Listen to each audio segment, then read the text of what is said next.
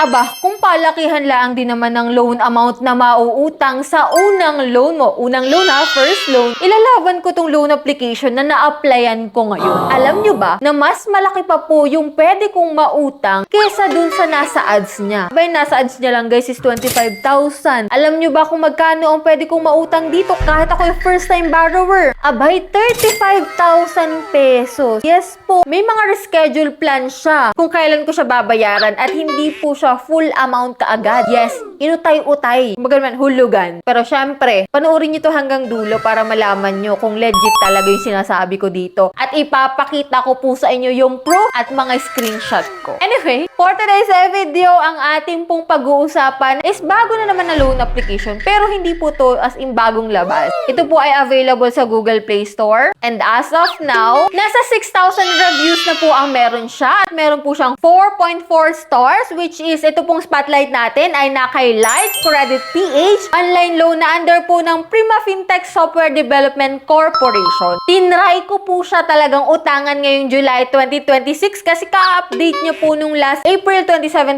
2026. So let's see kung legit yung sinabi ko kanina. Naku naman, hindi ko naman sasabihin yun guys kung hindi ko na-experience sa pag-utang dito. Pero tignan nyo pa rin guys kung okay para sa inyo yung loan terms niya ha. And for those nga pala gustong maging updated sa mga gantong utangan, ako, i-click nyo na po yung subscribe button, turn on the notification bell, and be updated sa aking mga latest upload. At eto na nga guys, si Light Credit. As you can see, ito po yung mga nasa ads niya, no? First time borrower, high credit limit, maximum to 25,000 pesos. Naku, naloka ako dito sa ads na to ha. Ito lang yung pinapautang niya pero mas mataas po dito yung in-offer niya sa akin. At ito nga daw, grow with us, maximum reborrowing credit, 25,000. So anytime, anywhere, various cash out option, and no restrictions on repayment. So yan, madami siyang pamimilian dito. So ito na nga, no, in-applyan ko na po itong si Light Credit. As you can see here, get cash today, guys. May loan term siya na 91 to 365 days. May annual percentage rate na 34.68 at may daily interest rates as low as 0.095%. So, sino pwedeng makapag-apply? Pwede po kapag ikaw ay over 18 years old, may one valid ID, Filipino, and have a phone number. Yan yung mga pwedeng umutang dito, guys. Get cash today tayo, and yan, enter tayo using our active mobile number. So, may verification doon na isa-send. And after nun, guys, ilalagay mo po dito yung iyong email account. And then, yan, kung makikita mo dito, meron ditong manage available credit balances to take out at merong manage application to check. So, tinignan ko sila parehas, guys. Pero, para silang nagsasabi dito na 1,000 po ang pwede kong mautang. May total credit na 1,000 at same din dito. And then, bumalik ako, guys, at ito po yung pinindot ko talaga dito na get cash today. And as you can see here, guys, eto nga, no, kinili ko po yung apply loan, same din na 1,000. And ito po yung aking mga fill upan dito. And habang po ako yung nag-fill up, ito na nga, magbibigay po ako ng one valid ID. So, not recommended po ang voter's ID at TIN, no? Hindi siya pwede. So, dito, information authentication, yan, employment status. Lalagay mo lang kung saan ka nag-work. Then, dito guys, sa contact references, pwede pong dalawang contact number lang ang ilagay mo. And sa email po, yan, email lang ilalagay mo dyan. And after nun guys, pwede ka pong mag-cash out. Pwede mong ma-receive yung pera mo sa Bank M. Luhulier, RD Pawn Shop, GCash, GrabPay, Paymaya. Yan po yung option nila. At dito, medyo nagulat ako sa part na to guys ha. Kung makikita mo dito, 40,000 yung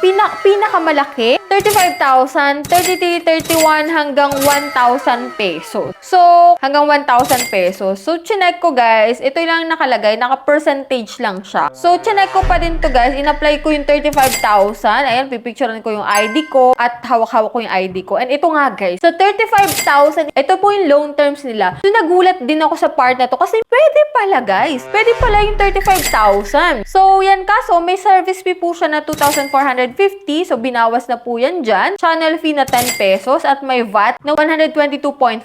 Loan term na dito is 91 days. Installment po siya. And the first installment due natin is sa August 3, 2026, 7 days from today. And ang total amount due po natin is 35,809 pesos. Pero may interest due po siya na 809 pesos. Kaya, yun, nadagdagan dun guys. Pero ang marireserve lang natin guys is 32,417.50 pesos. So, chinek ko po yung amortization schedule dito. As you can see, Ayan, sa August 3 nga, 12,534 pesos yung aking babayaran. So, medyo maluwag kasi hindi siya full amount kaagad. Second po is August 10. Yun nga lang guys, every 7 days po pala yung bayaran dito. So, magbabayad ulit ako guys ng 12,534. And sa third installment, another 7 days po yun, 9,311. Next po is August 31, 359. Sa fifth po ay 359, 6 is 359, 7, 353. So, ang total nga po nito is 35,809 pesos. So, yun po yung utay-utay na pagpa-payment dito sa 35,000. Yun pala is every 7 days po yung bayaran dito. So, kung okay sa inyo yung application na to, let me know your opinion dyan sa comment section. At ito nga guys, no, SEC registered daw po sila. City of Pasig, Anti-Money Laundering Council. So, registered sila dun guys. And as you can see, application submitted. Kahit medyo nag-aalangan din talaga ako kasi ang laki nun 35,000. Loan application submitted successfully tayo. So, mag-wait po tayo ng 1 hour. So, ganun lang po yung kanilang application to check or to verify my account. And yan nga guys, no, as you can see, remaining available credit ko dito is 0. And 35,000 po yung credit limit and limit freeze is 35,000 pesos. So, yan, ongoing orders yung ate, no, under review po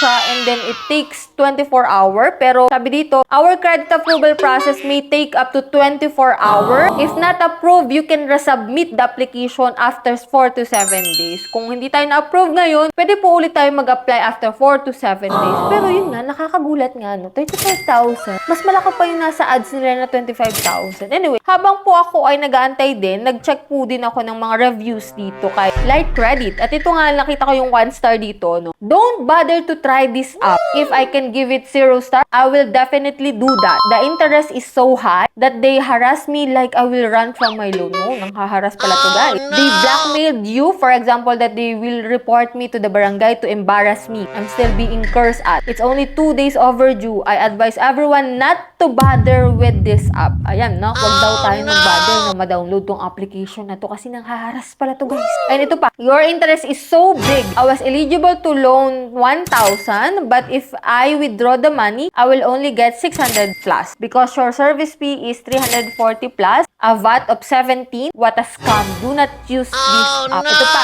it's a scam. Too high processing fee. You can only loan 1,000 pesos for your first loan, but the amount that they will give you is only around 600 pesos due to the deduction for the processing fee. Plus, the interest is too high. O, diba? Binibigyan na tayo ng warning. Kaya kung kayo mangungutang sa mga online loan application, i-check nyo yung review sa application na yun at i-check nyo kung may nag-vlog na about doon, guys. Para at least, maliwanagan tayo. At least, hindi na tayo magulat na bakit ganito, guys. Anyway, doon naman sa in-applyan ko, guys, 35,000. Pero nga, medyo nagdadalawang isip din ako kasi ang laki, ha? Mas malaki pa din sa ads niya. Anyway, wait tayo kung ma-approve tayo dito or hindi. So, i-update ko kayo dyan, guys, sa comment section kung check na approve or not tayo dito kay Light Credit PH. So, yan lang po yung ating vlog for today. Hoping ako na nagkaroon kayo ng idea about sa application na to. So, for those na may katanungan, comment nyo lang po dyan sa comment section. And for those na hindi pa po nakasubscribe, just click the subscribe button. Turn on the notification bell and be updated sa aking mga latest upload. So, bye-bye na muna for now, guys. See you on my next video.